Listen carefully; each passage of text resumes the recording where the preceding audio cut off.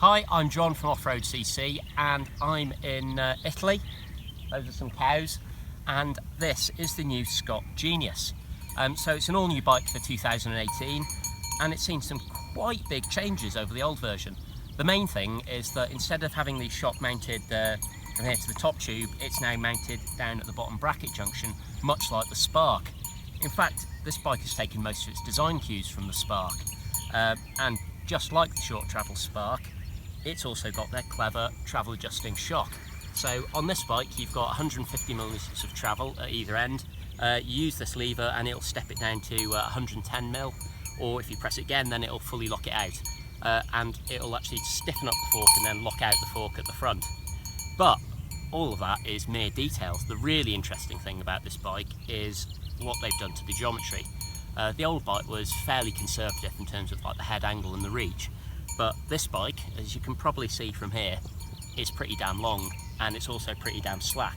I don't have the figures off the top of my head, but it's sort of probably slacker than a Mondraker Dune, which is a similar travel, that's about 160mm.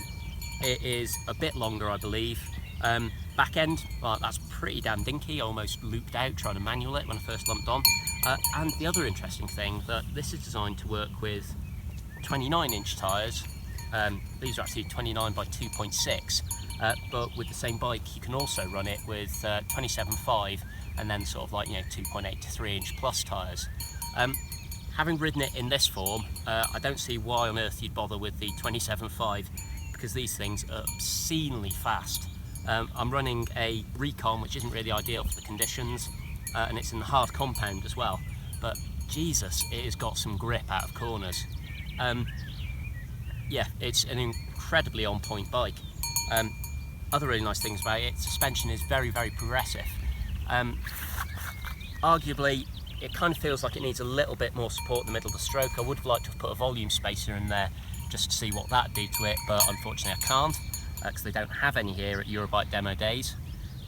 But yeah, it's really nice. There's a lot of support. Again, the new Evol Fox 36, that's really good. Plenty of support, super plush off the top.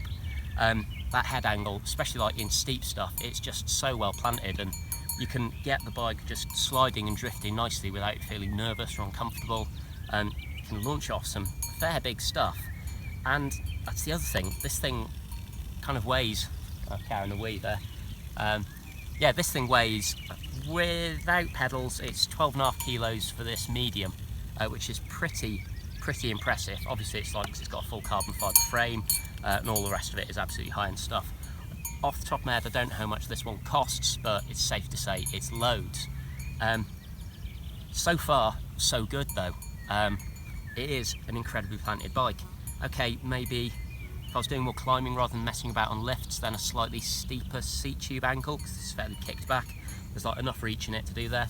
It's got this kind of super dinky, neat little all-in-one bar and stem, so it's actually got a super short little stem there. But yeah, I like this Genius an awful lot. It is genius, really. Oh, I know, it's shitting, amazing.